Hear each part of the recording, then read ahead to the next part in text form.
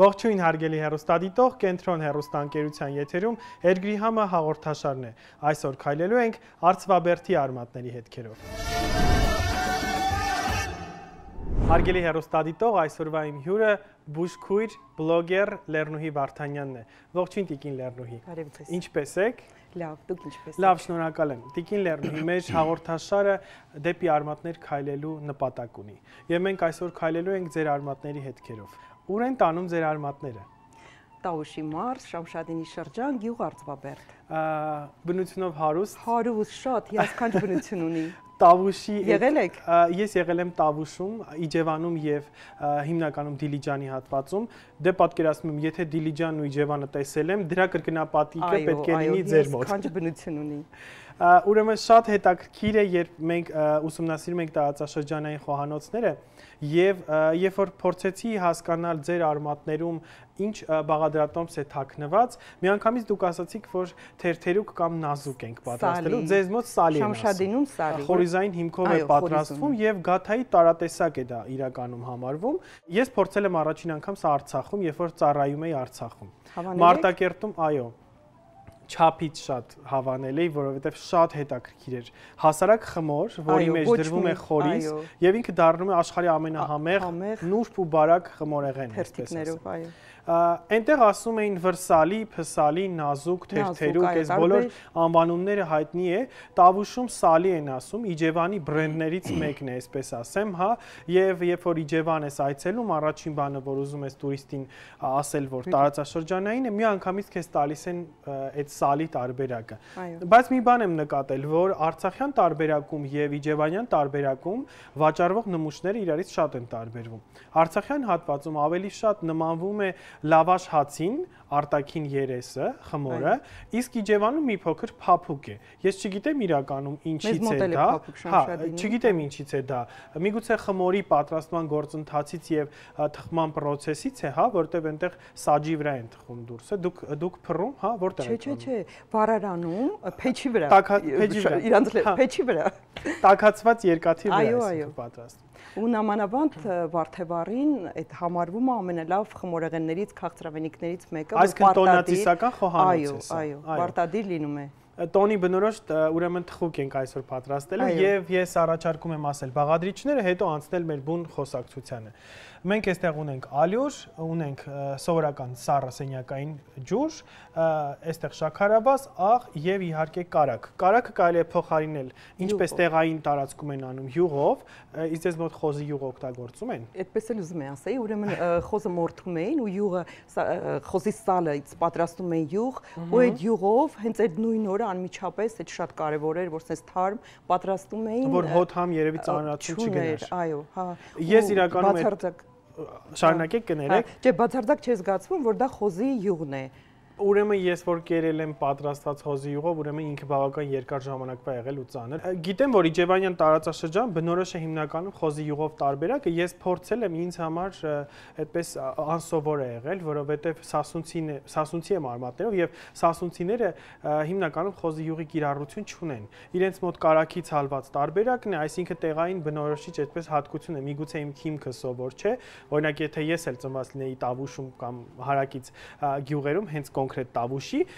ինձ էլ երևի սովոր կլինեի այդ նրբահամությանը, ինչպես որ դուք եք ասում։ Հետաբար ես ուզում եմ անդրադառնալ նաև ձեր մանկության համին։ Ձեր մանկության համը հենց սալին է։ Հենց սալին է ու խոզի յուղով պատրաստված։ Բարի։ Այնտեղ խոզերին կոմբիկեր, հատուկ կերեր չեն տալիս, խոզերը արածում են կամ կաղին են ընտառում, դաշտում, այո, կաղին են շատ ուտում եւ բնականաբար եւ միսը եւ սալը յուղը ընդհանրապես համ չունի։ Դե Իջևանի խոզի մսից բոլորս ինձ թվում է գիտենք։ Նույնը Շամշադինում է։ Համը յուրահատուկ է շատ Տավուշյան հատվածի, այնպես որ այլ տեղում չեք գտնի խոզի միս, որը կարելի է մրցել այդ տարածքի հետ։ Ես առաջարկում եմ ընդհատել, տեղերով փոխվել ու սկսել բուն մեր աշխատանքը։ Շատ լավ։ Մենք վերադարձանք եւ անցնում ենք բուն մեր աշխատանքին։ Տիկին Լեռնուհի, ես ուզում եմ անդրադառնանք նախ ձեր մասնագիտությանը, հա, դուք մասնագիտությամբ բուժքույր եք։ Ռազմական բուժքույր։ Ռազմական բուժքույր եք, այո։ Առայժմ հիմա թոշակառու եմ։ Բայց երկար տարիներ աշխատել։ Երկար տարիներ, իհարկե, երկար տարիներ պետք է աշխատես, որ հասնես թոշակայի։ Դա այսքան ստացվում ռազմական թոշակի մասն է։ Այո։ Ռազմաբժշկական թոշակառուք։ Մենք հիմա ինչ ենք անելու։ Սկսենք նախ ալյուրից, այո, ալյուրը։ Ես այստեղ յուղը կհալեմ, կարակը կհալեմ, որպեսզի յուղ դառնա, հա։ Ալյուրը ամբողջը չենք լցնի, ընթացքում արդեն կտեսնենք։ Մի փոքր սենց բացենք։ Այս ջուրը ձեզ կարակը հալեցնեմ։ Ինչ ընթացքի անցնելու, պետք է կարակը հալեցնեմ, հետո ավելացնեմ շաքարավազը, ճիշտ է։ Չէ։ Ուրեմն հալեցնում ենք, ավելացնում ենք ալյուր, շաքարավազը մենք ցանելու ենք։ Հասկացա։ Մի փոքր Եվ ջրիկ պետք է լինի, չէ, որ գթալով կսենք շերտերին։ Շատ չէ, բայց որ կարողանա քսվի։ Լավ, այդ կոնսիստենցիան դուք ինձ կասեք ինչքանով կստանանք։ Դուք վարպետ եք, քանի որ ձեր մանկության թխուկներից մեկն է, իհարկե ես էլ բազմիցս թխել եմ, պատրաստել եմ այստեղ եւ եթերում եւ տանը, որտեվ ես էլ եմ շատ սիրում այս տարբերակը, այո։ Իհարկե մի փոքր այլ տարբերակով եմ, արցախյան տարբերակով եմ պատրաստել ես։ Տիկին Լեռնուհի, ես ուզում եմ անդրադառնամ նաև ձեր էջը առաջին անգամ որ այդպես Instagram-ում բերեց, այո, այգեգործությանն էր վերաբերվում։ Ոյ, շատ եմ սիրում ծաղիկներ։ Ես իրականում հողագործություն չեմ սիրում, ես անկեղծ կլինեմ։ Ես սիրում եմ կողքից տեսնել, վայելել, բնությունը պաշտում եմ ուղղակի, բայց ես օրինակ չեմ կարող հողի հետ մի քիչ այդքան հավես չունեմ։ Երբ որ տեսա դուք ոնց եք ձեր այգին մշակում, ասացի Աստված, գնում եմ այգեգործությամբ զբաղվեմ, այդ կարգի հավես զգացումներ էր փոխանցում, այնքան հավեսով էի կանում։ Սիրով եմ անում, երևի դրանից է։ Այո, ինչի մեջ սեր չկա, ուրեմն հաշվի չես ստացել ոչ մի արդյունք դու։ Հետաբար այդ սերը ձեր բլոգից երևում էր։ Սկսեցի ձեր էջին հետևել, հետո հասկացա, որ դուք նաև ազգային խոհանոցին եք անդրադառնում, շատ հետաքրքրորեն, տարբեր ճաշատեսակներ եք պատրաստում ու այդտեղ չկա ոչ մի արհեստական բան։ Մատուցում եք շատ հետաքրքիր, ոնց որ խոսեիք օրինակ ընտանիքի անդամների հետ, այդպես մատուցում եք։ Ու այդպես գրավեց ինձ ձեր էջը։ Շնորհակալ եմ։ Դրա համար այսօր իմ հյուրերի ցանկում դուք եք։ Տիկին Լեռնուհի, այստեղ ես կարակը հալեցի արդեն։ Այո։ Շատ չենք թողում, որպեսզի ինքը եփվի, ճիշտ է։ Չի եփում, հալվեց բավական է։ Մի փոքր ալյուր ավելացրեք։ Տվեք խնդրեմ։ Մաս ավելացրեք։ Հա, քիչ կլցնեմ, որ չպնդանա միանգամից։ Իսկ ինչպես որոշեցիք բլոգինգով զբաղվել, Տիկին Լեռնուհի։ Ինչը մղեց դրան։ Անկեղծ չեմ որոշել, որ ես պետք է բլոգեր դառնամ, զբաղվեմ բլոգինգով։ Երբ որ տեղափոխվեցինք այդ նոր տունը, հողամաս կար, ու սկսեցի այգին մշակել, որոշեցի կիսվել ուղղակի իմ ծաղիկների, քանի որ մի քանի հատ ստացվել էր, որ ժամանակին չէի կարողանում ճիշտ խնամել, ու արդեն ամեն ինչին տիրապետում էի մշակմանը, որոշեցի կիսվեմ իմ էջում, հետո սկսեցի նաև կիսվել բաղադրատոմսերով։ Այսինքն սկսվել է այգեգործությամբ։ Այո, հետո բաղադրատոմսերով սկսեցի կիսվել, իմ ձեռքի աշխատանքներով, արձագանքները շատ լավն էին, շատ շնորհակալ եմ իմ բոլոր հետևորդներին, որտեղ իրենք ինձ ողջևորեցին էլ ավելի շատացնել, էլ ավելի պատրաստել ու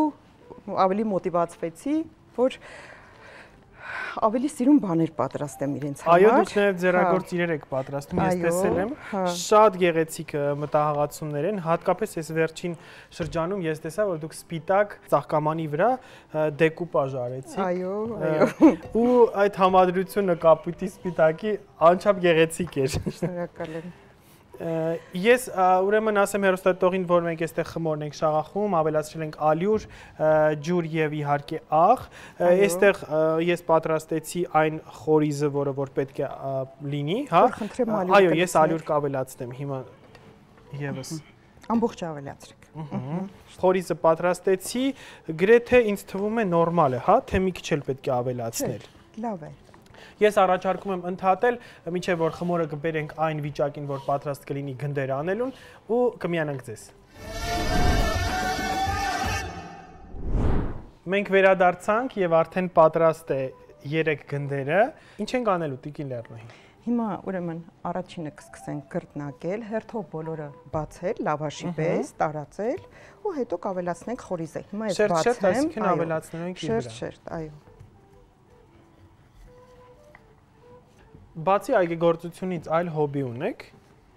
Այո, ես շատ սիրում եմ ձեռքի աշխատանքներ, գործում եմ, ինչպես դուք ասացիք, հետաքրքիր բաներ եմ պատրաստում։ Տատիկս է սովորեցրել փոքրուց գորգագործություն, կարպետ։ Օ, դու գորգագործություն։ Այո, ես նույնիսկ տանը գորգ ունեմ, դեռ հետևորդներիս էլ ցույց չեմ տվել, գործել եմ կրել։ Հետ ուզում հասկանալ, էջում չեմ տեսել։ Հա, դեռ ցույց չեմ տվել, գործել եմ տատիկիս ու մամայիս հետ, երկուսից էլ ունեմ հիշատակ, որ միասին ենք գործել։ Այսինքն վաղուց եք գործել։ Վաղուց, հա, երևի թե 12 տարեկան եմ եղել։ Իսկ ինչ որ, այսինքն հորինված պատկեր է, թե որից է գորգի կրկնօրինակ եք ստացել։ Տատիկիս հետ ուրեմն գործել ենք եղնիկներ, իսկ մամայիս հետ գործել եմ հայկական նախշազարդով փոքրիկ գորգ։ Հետաքրքիր է շատ։ Ես կսպասեմ այդ գորգին։ Եվ գուցե մի օր գործեմ հետևորդների համար։ Շատ հետաքրքիր կլինի իրականում կոնտենտը, եթե այդպես կարողանաք ցույց տալ, եւ կարպետ եք գործում եւ գորգ։ Այո, այո։ Հետաքրքիր է։ Շամշադինում դա շատ տարածված է, գրեթե բոլորը գիտեն եւ գորգ գործել, եւ կարպետ, եւ բոլորի տանը կա։ Այո, ժամանակին բավականաչափ տարածված արհեստ էր համարվում գորգագործությունը եւ կարպետագործությունը եւ միջև որս էլ Տավուշում կենտրոններ կան, օրինակ Դիլիջանում ես գիտեմ, Իջևանում գիտեմ, որտեղ որ այս պահին կարպետներ գործում են եւ դա լավ մշակույթ է իրականում, որտեղ նախկինում աղջիկները պարտադիր պետք է գորգագործության եւ կարպետագործությանը տիրապետեին, ձեռքի արվեստին։ Իրենց օժիտը, հա, հիմնականում աղջիկները իրենց ձեռքով էին դնում, օրինակ ասեղնագործ թաշկինակներ, գուլպա էին գործում իրենց ամուսնու ապագա այսինքն փեսացուի համար, տան այն բոլոր ուրեմն տղամարդկանց համար, ովքեր որ հետագայում իրենց ընտանիքի անդամն էին լինելու։ Հետևաբար դա այնպիսի մշակույթ էր, որ տարածված էր գրեթե ամբողջ հայկական լեռնաշխարհում եւ արևմտյան եւ արևելյան Հայաստաններում։ Այո։ Դուք դրա կրողներից եք։ Շնորհակալություն։ Ուրեմն առաջին շերտը մենք բացեցինք, հիմա բացում ենք երկրորդը, կարող է գտնակին մի քիչ ալյուր անենք։ Այո։ Փոքրել այստեղ։ Շատ ալյուր չեմ արել, որ խմորը փափուկ լինի, ավելի լավ այսպես կպչուն լինի, քան շատ ալյուր լինի ու ծանր կլինի։ Ես կարող եմ նրա վրա կսեմ թե երեքն էլ բացենք նոր։ Ոնց հարմար է։ Լավ, ուրեմն եկեք ես անեմ դա։ Որպեսզի արագ լինի կարող եք։ Հա։ Տիկին Լեռնուհի, ես ուզում եմ անդրադառնալ ձեր աշխատանքին, այսինքն բուժքույրությանը, հաշվի առնելով այն փաստը, արդյոք եղել են հետաքրքիր դեպքեր ձեր մասնագիտական պրակտիկայի ընթացքում։ Չգիտեմ, կարելի է հումորային որակել դրանք, հա, հետաքրքիր ինչ որ դեպքեր, որոնք որ զինվորների հետ է կապված։ Կհիշեք այդպիսի դեպք։ 5-րդ տարին է աշխատում եմ հոսպիտալում, ու մեզ մոտ գալիս էին բժշկական համալսարանից պրակտիկանտներ, ու ամեն տարի, սկսած առաջին իսկ տարի, որ եկել են իրենք, ուրեմն ինձ հարցնում են, Լեռնուհի, դուք որքան ժամանակ եք այստեղ աշխատում։ Ես էլ ասում եմ 1 տարի, հետո հաջորդ տարի են գալի, ասում եմ 2 տարի, դե ամեն տարի նոր ուսանողներ են գալիս, ու միշտ մտածում եմ, ասում եմ, տեսնես, ինչքան վատ եմ աշխատում, որ կարծում են նոր աշխատող եմ, ու այդպիսի հարց են տալիս։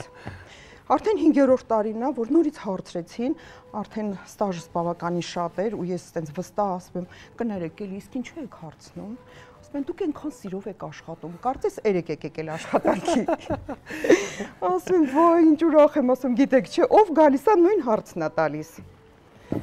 Շատ սիրով եմ աշխատել իրոք։ Այսինքն հերվից հեռու այդ սերը ամեն ինչ անում է, որովհետև եթե չկա աշխատանքում սեր, չի ստացվում։ Շատ սիրում էի համազգեստը, գրում էի շատ հաճույքով։ Սիրել եմ, աշխատանքը շատ սիրել եմ։ Կարծում եմ ցանկացած աշխատանք, եթե սիրով ես անում, դա կողքից նկատում են։ Այո, հատկապես ամենակարևորը դու ես քեզ լավ զգում, որտեղ դու քո աշխատանքը սիրում ես։ Հատկապես զինվորականության մեջ բավական դժվար է առանց սիրու աշխատելը, որովհետև սիրո բացակայության պայմաններում, որ հատկապես ռազմական այդ գործողությունների ընթացքում, մնացյալ պայմաններում շատ դժվար է, երբ որ դու դրա մեջ չես, հա։ Իսկ եթե դու դրա մեջ ես, ավելի հեշտ է տրվում դա։ Այո, ու համատեղել բժշկականն ու զինվորական երկու համակարգը միասին, առավել բարդագույն, այո, ավելի համակարգեր են։ Տիկին Լեռնուհի, դա էլ ենք ավելացնելու, մի շերտ էլ կսենք, հա։ Այո, այո։ Մեկ էլ մայրի կինոյի մեջ էի սա տեսել։ Այն որ փախլավայի շերտը միասին սենց դնում են։ Շատ եմ սիրում այդ ֆիլմը։ Ես սպաշտում եմ ուղղակի, որովհետև փախլավա եմ շատ սիրում։ Այո։ Իմ մայրը փախլավա եփելու վարպետ է։ Այնպես որ այդ իմ մանկության համերից մեկն է։ Նայեք, շերտերը կարող են լինել 3-ը, 4-ը, ես միշտ նախընտրում եմ 3-ը։ Հա, որտեղ շատ հաստ է ստացվում, չէ՞, այն դեպքում։ Այսպես, հա, շատ լավ է ստացվում։ Մեր խորիսը կարծում եմ կհերիքացնի ամեն դեպքում։ Տիկին Լեռնուհի, ես վերջին խորիսն էլ ուրեմն կպատեմ շերտով, հա, խմորի շերտը խորիսով եւ կանցնենք բուն փաթաթման process-ին, այստեղ եզրերը ես չհասցրեցի քսել։ Ոչինչ, իրենք խառնվելու են։ Միևնույնն է, մենք փաթաթելու ենք իրեն եւ տակու վրա է լինելու։ Վերջ, սա ավարտեցի ես։ Հիմա Տիկին Լեռնուհի, եկեք մի փոքր կենտրոն իրեն բերենք, հա։ Այո։ Կենտրոնի եթերում։ Կենտրոնի եթերում կենտրոն։ Այո։ Հիմա ցույց տվեք, թե ինչպես ենք անում։ Այս փուլի ամենակարևոր մասն է։ Մենք շաքարավազ շերտերում լցնելու ենք։ Չեք լցրել։ Չեմ։ Բա դուք հարցեր եք տալի, ես պատասխանում եմ ու չեմ նայում ինչ եք անում։ Սպասեք։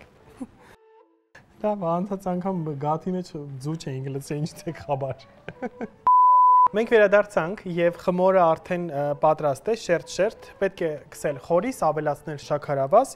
եւ այդպես բոլոր շերտերով։ Հիմա Տիկին Լեռնուհի մեզ ցույց կտա, թե ինչպես ենք փաթաթելու։ Այո։ Ռուլետի պես փաթաթում ենք, եզրերը հավաքում ենք ու այսպես փաթաթում։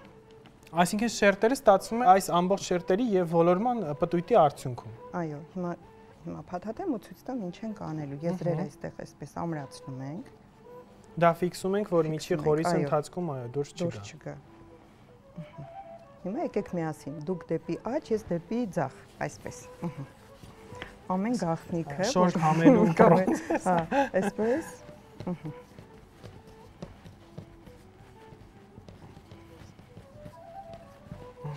Ինչքան շատ ենք այսպես փաթաթում, այնքան շերտերը ավելի շատ են լինում։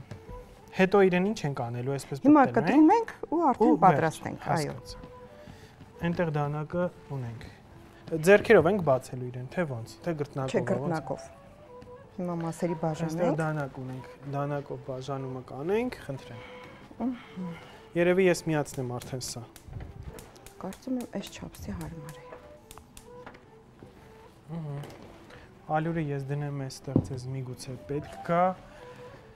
Այստեղ թավան տաքացնում եմ, մեզ բուսայուղ եւ այլն պետք է տակը քսել։ Մի փոքր կարելի է տակը քսել, մի փոքր։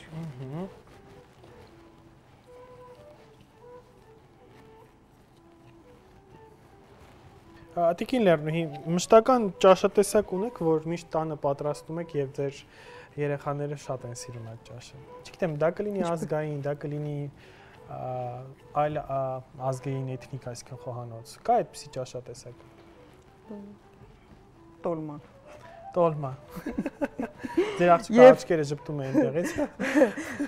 Մի մասը տան սիրում է թփով, մյուսը ամառային կաղամբով, լոլիկ։ Ես սիրում եմ թփով տարբերակը, այս է։ Ես սիրում եմ թփով տարբերակը, այստեղ եմ միշտ պատրաստում եմ։ Ես վերջերս պատրաստել էի շատ մի հետաքրքիր տոլմա,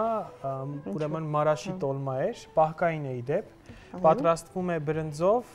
բոված ընկույզով, սոխարածի հետ, բովում է ընկույզը ամբողջությամբ, լավ առատ ձիթայուղով իհարկե, ոչ թե կարագով, խառնվում է բրնձին եւ փաթաթվում է հենց ուրեմն խաղողի թփի մեջ։ Իհարկե պարտադիր է նաև վրան ավելացնել սալորաչիր։ Դա մի աննկարագրելի համ է տալիս, երևի 10 անգամ մսով տոլմայից համեղ է։ Պատկերացրեցի շոտ համեղ կլինի։ Այստեղ մեր թավան կարծես թե արդեն տաքացել է։ Դուք էլ այստեղ ստացաք այն ինչ որ մեզ անհրաժեշտ է, արդեն թերթերը ինքնըստինքյան երևում է։ Կարող ենք արդեն։ Այո։ Տեղադրում ենք թավայի վրա։ Մի փոքր ցածրացրեք։ Ուրեմն հարգելի հեռուստադիտող, Տիկին Լեռնուհին ասաց, որ պետք է բավականաչափ ցածր լինի կրակը եւ պետք է իրեն ծակոտել, հա, ամբողջությամբ, որպեսզի չուրչի, հա։ Այո, որ ինքը թխվի։ Կարողանա եփվել, այո։ Եվ կափարիչը պարտադիր փակում ենք, որ ինքը կարողանա եփվել։ Մինչեւ մենք կգրտնակենք երկրորդ արդեն շերտը։ Ինձ թվում է արդեն կպատրաստենք մենք այն 3 շերտը եւս եւ կհանդիպենք, երբ արդեն պատրաստ է։ Մեր արծվաբերդի սալին արդեն պատրաստ է, Տիկին Լեռնուհի կտրենք։ Չէ, չենք կտրում։ Ասում ավանդույթներ կան, որոնք չենք խախտում։ Այո։ Ձեռքով պետք է անել, այո։ Այսպես, որ շերտերն էլ նայեք, թերթերը աստված ինչ գեղեցիկ է։ Հոտը բա։ Հա շատ հետաքրքիր է։ Նայեք շերտերը, նայեք ինչ գեղեցիկ է։ Հերոստատիտողին եւս ցույց տանք այս շերտերը։ Գրքի թերթեր են։ Հիմա փորձենք։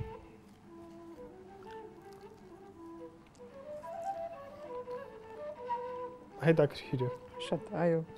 Քաղցրությունը մի փոքր պակաս է կարծես թե, բայց մենք կարող ենք շերտի վրա ավելացնել, ասում է։ Լինում է, որ մի փոքր կարակ ենք քսում ու շաքարաբազ են լցնում, այո։ Հա, փայլն է ավելացնում եւ արտաքին տեսքը։ Ու համ ավելի քաղցրանում է։ Դե ինչ ասեմ, Տիկին Լեռնուհին ինձ տարավ իր մանկություն։ Ասում է, եթե չես կարող ծնվել մի ժամանակաշրջանում, գոնե խոհանոցով կարող ես տեղափոխվել այդ ժամանակաշրջան։ Շնորհակալ եմ շատ Տիկին Լեռնուհի հրավերն ընդունելու համար եւ այսպիսի յուրահատուկ բաղադրատոմսը մեզ փոխանցելու եւ հերոստատիտողին իհարկե փոխանցելու համար։ Շատ շնորհակալ եմ։ Ես եմ շնորհակալ հրավերի համար։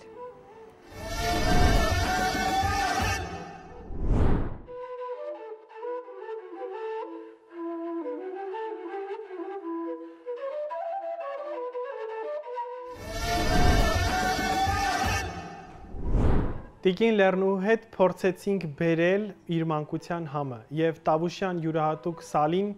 իր ամբողջ բույրով պատել է մեր տաղավարը։ Դե ինչ, ձեզ հետ էր Վահե Սեման, կհանդիպենք հաջորդ եթերին։ Հացն ու գինին, Տեր կենթանին։